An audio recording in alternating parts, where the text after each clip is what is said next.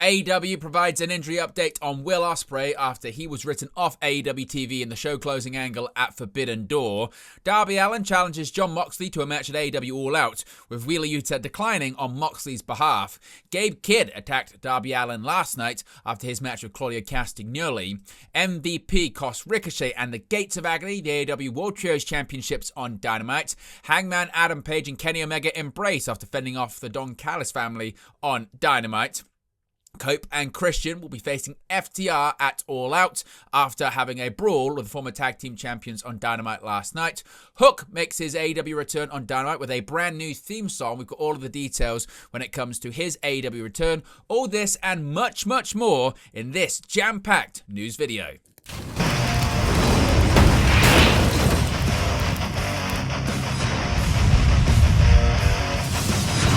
Hey guys, welcome back to Wrestling News 365. Hope everyone is doing very well. As always, there are plenty of news stories to get into in the world of professional wrestling. I didn't even go through all of the stories we're going to be covering today because the intro would have been about 10 minutes long. We've got so much to get into. Before we start today's news video though, a huge thank you to everyone who has recently subscribed to the channel. Subscribed since day one or sometime in between. We recently hit, you can see it right there, over 24,000 subscribers. Our goal is to get to 25k in 2025, so we're nearly there. We're on the home stretch. If you haven't already, be sure to subscribe. Really appreciate everyone for getting involved in the ever-expanding WNU, that being the Wrestle News universe. Now, into today's news stories, beginning with Will Ospreay and his injury update, his injury status, because All Elite Wrestling have announced that Will Ospreay is out indefinitely following AEW and New Japan's Forbidden Door pay-per-view in London over the weekend. Of course, Ospreay was stretchered out of the ring after an attack by Jon Moxley, Claudio Castagnoli, the Young Bucks, and Gabe Kidd. After Ospreay and his team were victorious in a lights-out steel cage match, Ospreay was attacked as he tried to soak in the moment in London. Moxley and Castagnoli wrapped a chair around Ospreay's neck and stomped down, adding further injury to Ospreay's already banged-up neck. Ospreay teamed with Hiroshi Tanahashi, Kenny Omega, Kota Ibushi, and Darby Allin to defeat the Death Riders and the Bucks in a lights-out steel cage match at Forbidden Door. Of course, ahead of Forbidden Door, Ospreay did open up regarding his neck issues, saying that he was told it couldn't get worse by wrestling, but admitted it needed to get corrected. Now, in terms of an update of a time frame, we don't know anything about that, but of course, if we find out any more details, we'll let you know in a future video. Now, before we move on to the next news story, a reminder, this video is brought to you in collaboration with all of our affiliate partners. You can find out all of the details on every single one of them in the video description below. They'll also be pinned in the comment section. You'll see them throughout the video on the sidebar, so be sure to scan the QR codes when they appear and get involved. You can save yourself some money, you can get yourself some great products, and find another way to support the channel in the process. It really is much appreciated. Darby Allin, he laid out the challenge to Moxley, but Wheeler Yuta declined on Mox's behalf. After the opening segment between FTR and Christian/Cope on Wednesday's episode of AEW Dynamite, it rolled on with a video promo from Darby Allin. Darby talked about defying his doubters and the people that wished he died during his Mount Everest climb. Eventually, Darby Allin laid out a big challenge to Jon Moxley for a match at AEW All Out. Moxley went on to defeat Daniel Garcia in a singles contest. Wheeler Yuta entered the ring after the match and declined Darby Allin's challenge on behalf of the leader of the Death Riders. Now, in terms of Darby, he had a busy evening. He was attacked by Gabe Kidd. Darby Allin has a Gabe Kidd problem that seemingly isn't going away anytime soon. The August 27th edition of AEW Dynamite was headlined by a Falls Count Anywhere match between Darby Allin and Claudio Castagnoli. The back-and-forth war involved tables, chairs, shopping carts, and plenty of other weapons. In the end, Darby Allin was able to score the shock victory over Castagnoli after nailing him with 2 coffin drops. After the match, Gabe Kidd hit the ring to a big reaction. Jon Moxley and Marina Shafir quickly followed suit, leaving Darby Allin at a big disadvantage. Before any major damage could be done, Darby was able to escape the grasp of Kidd, shoving him into Moxley. Darby Allin bailed from the ring as the show closed, leaving the Death Riders in frustration. Of course, Kidd teamed with the Death Riders and the Young Bucks in a losing effort at Forbidden Door in that aforementioned lights-out steel cage match. MVP got a measure of revenge on Dynamite last night. There was a championship match on the bill for last night's episode of Dynamite. The World Trios titles were on the line as the Ops defended against Ricochet and the Gates of Agony. The back end of the bout saw Ricochet climbing up to the top rope to hit one of his signature moves, but coming up from behind was MVP. MVP hit Ricochet over the back with his cane. Samoa Joe capitalized and choked Ricochet out to retain the titles for his team. As the Gates of Agony were helping Ricochet out of the ring, Bobby Lashley and Shelton Benjamin showed up to brawl with Bishop Corn and Toa Leona.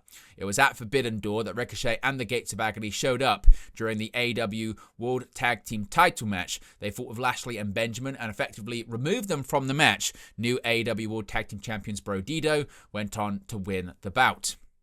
Kenny Omega and Hangman Adam Page embraced last night on Dynamite.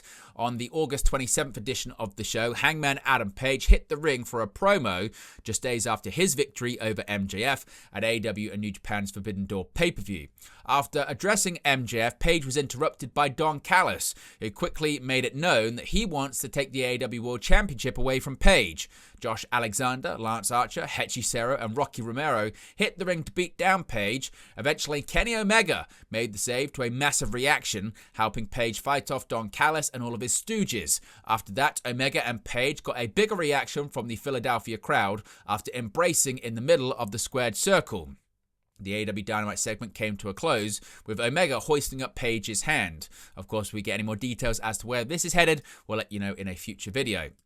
Cope and Christian have got their match. Wednesday's episode of Dynamite opened with a smug and arrogant promo from FTR and Stokely, who cornered Paul Turner and demanded that he reverse his decision from Forbidden Door.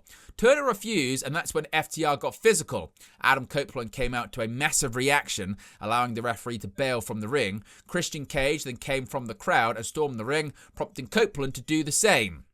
Their brawl was eventually separated by a handful of officials and security. Copeland quickly got to business and revealed that he and Cage will face FTR at the All Out pay-per-view, which takes place in their hometown of Toronto, Ontario, Canada. This match comes after Christian Cage and Adam Copeland reunited at Forbidden Door to successfully defeat the duo of Kip Sabian and Killswitch. Mark Briscoe, he explained his recent absence last night on Dynamite. Cameras caught up with Briscoe at his farm on Wednesday's episode of the show, allowing the 40-year-old to reveal that he missed the show due to the birth of his new son, Mac. After showing off his son, Briscoe addressed MJF before turning his attention to Kyle Fletcher. Briscoe explained that he wants a shot at the TNT Championship, challenging the Proto-Star to a future match in Philadelphia. As most fans will know, AEW will be holding all shows at the 2300 Arena in Philadelphia until Thursday, September 11th. Of course, if we get any more updates as to if this has been accepted, we'll let you know in a future video. Hook made his return to AEW Dynamite last night, following Jon Moxley scoring a victory over Daniel Garcia in the opening match of the show. Wheeler Yuta, who accompanied Moxley to the ring for his match, returned to the ring after the commercial break. He spoke about staying in the ring and the show not continuing. Yuta stated that he lives in Philadelphia and used to work on the ring crew at the 2300 Arena. The lights in the venue went out, and then the symbol for Hook showed up. Hook made his first AEW appearance since May of this year. He hit the ring and put Yuta in a red rum, and followed that up with a Superman punch. Hook had been off television as he's been recovering from a concussion. Now, he is no longer using the Chairman's Intent by Action Bronson. He debuted a new theme song, and more details have come out about this, courtesy of a report from Sean Ross Sapp of Fightful Select. Now, Hook returned to the company after a number of months out, complete with a new theme song. Hook's theme is a 1996 song, So Tell the Girls That I Am Back in Town, from J.J. Johansson. It's a stark contrast from the Action Bronson theme that Hook had for a number of years. Last year, Action Bronson took shots at the AEW environment, which definitely didn't sit well with a number of people in All Elite Wrestling. However, Fightful are told by at least one person that things seemingly were smoothed over at some point, but the decision was actually made by then to move on to a different theme for Hook. It was noted back in January to Fightful that Hook was coming out without his entrance for a specific reason. The rights to the Bronson theme had expired, and the company was working on what to do next for his theme. If you go back to January, you'll notice that AEW was being creative in bringing him out with other people and also having him attack people without his entrance music playing, so this has seemingly been planned for quite some time. Next week, a big match is confirmed for AEW Dynamite. The match will feature a major reunion as Hangman Adam Page and Kenny Omega will team with Jet Speed to face off against the Young Bucks and the Don Callis family duo of AEW TNT champion Kyle Fletcher and Josh Alexander. Of course, this match comes after Omega helped Adam Page fend off the members of the Don Callis family on this week's edition of Dynamite. Taz is set to be honored at the 2300 Arena. Now, the 2300 Arena in Philadelphia, Pennsylvania is going to be hosting AEW/Ring of Honor events for the next several weeks. That started with last night's AEW Dynamite. After the show wrapped, AEW President Tony Khan came out to make the announcement. PW Insider's Mike Johnson noted that Dynamite commentator Taz was informed that he'll be inducted into the 2300 Arena's Hardcore Hall of Fame. The site noted that it was a surprise that AEW officials arranged. The majority of the roster came out wearing Team Taz Dojo shirts. Taz's wife and his son Hook appeared as well. There were speeches from Khan and Taz. There's going to be a tribute to Taz on the August 30th AEW Collision when Taz's Hardcore Hall of Fame banner will be raised. Of course, Taz's history at the 2300 Arena dates back to his time in ECW. He is a former ECW World Heavyweight, FTW Heavyweight, ECW World Television, and ECW World Tag Team Champion. Now, speaking of the ECW influence at the 2300 Arena, AEW has created some buzz with a brand new t-shirt. Starting with last night's episode of Dynamite, the promotion kicked off a residency at the 2300 Arena in Philadelphia, Pennsylvania. As many fans will know, the 2300 Arena entered fame after hosting hundreds of ECW events throughout the 1990s. Just a few hours before Dynamite, AEW took to social media to promote a new ECW-style shirt that promotes the die-hard sickos that support the company. This is a play on the famous ECW shirt that featured the company's "It's Not For Everyone" slogan. What are your thoughts on that shirt? Let me know your thoughts in the comment section below. Now, an interesting update and rumor here about the return of Jack Perry to AEW TV. Now, whether you want to call him Killswitch or Luchasaurus, the former TNT champion is back in AEW, though he and Kip Sabian were unable to pick up a victory over Adam Copeland and Christian Cage this past Sunday at Forbidden Door. Not only did the duo lose, but there was a bit of tension between the two, making some wonder if the team wasn't long for this world, and if Luchasaurus could find himself back with a certain former tag team partner in Jack Perry, who some speculated was the mysterious doctor shown in Killswitch's return vignette. During a Fightful Select Q&A, Sean Ross sat through some gasoline onto that fire, revealing that someone close to Perry had revealed a month ago that the wheels would be moving regarding Perry's return to AEW. An AEW source neither confirmed nor denied that Perry was featured in the Luchasaurus video when asked. Of course, having known each other since they began wrestling training years ago, Perry and Luchasaurus formed the stable Jurassic Express alongside Marco Stunt back when AEW first formed in 2019. The duo eventually went on to win the AEW World Tag Team Championships in early 2022, though they disbanded after Luchasaurus portrayed Perry for Christian later that September. Now, Perry would later get revenge on his former partner, defeating him in a steel cage match at AEW Full Gear. This latest bit of information comes at a time when multiple hints have emerged that Perry could be making his return to AEW for the first time since dropping the TNT title to Daniel Garcia last fall. On Monday, the Young Bucks released a short video on their Being the Elite channel where Matt Jackson received a FaceTime call from Perry, only for Jackson to ignore the call. Now let's go to the ratings for Tuesday's episode of WWE NXT. WWE NXT's Heatwave Premium Live event wasn't enough to keep viewers' attention as the summer comes to a close, and WWE's developmental brand saw a dip in ratings compared to the last few weeks. NXT had posted some of its best numbers for the year in August, drawing over 700,000 viewers in back-to-back weeks, but viewership dipped for the August 26th episode from the previous week's 675,000 viewers. According to the Programming Insider, this week's episode of NXT drew 615,000 viewers following Heatwave. The episode earned a 0.12 rating in the ever-important 18 to 49 demographic. The episode was down 9% in viewership from the August 19th episode and 13% over the trailing 4-week average of 704,000 viewers. In the demographic, NXT fell 20% from the previous week and 25% over the trailing 4-week average.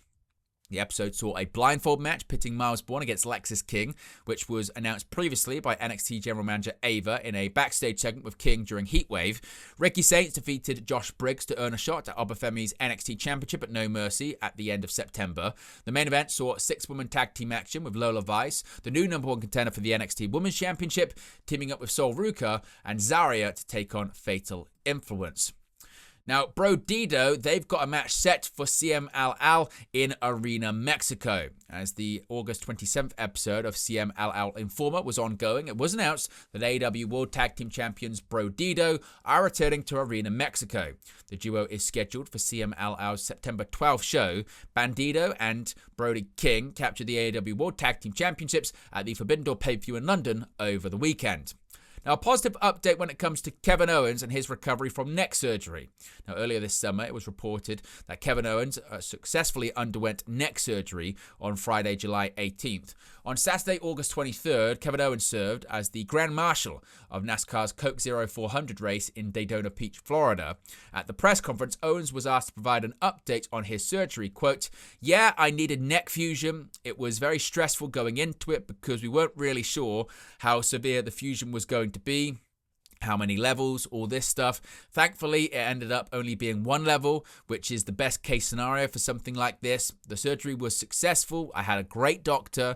The thing now, we have to see how the bones fuse, and there's no guarantee that's going to work. It's how my body heals. Some guys had success, some guys didn't. Fingers crossed I get to come back to wrestling in the next year. Really don't know, though. My goal is to come back, so hopefully that happens." Owens last wrestled in March, defeating Sami Zayn in an unsanctioned match at the Elimination Chamber Premium Live event. Diamond Dallas Page, we've got a bit of a health update on the WWE Hall of Famer. Now, taking to his social media pages, Diamond Dallas Page revealed that he underwent a cardioversion medical procedure after going into atrial fibrillation. AFib is a condition where the upper chambers of the heart beat irregularly and rapidly.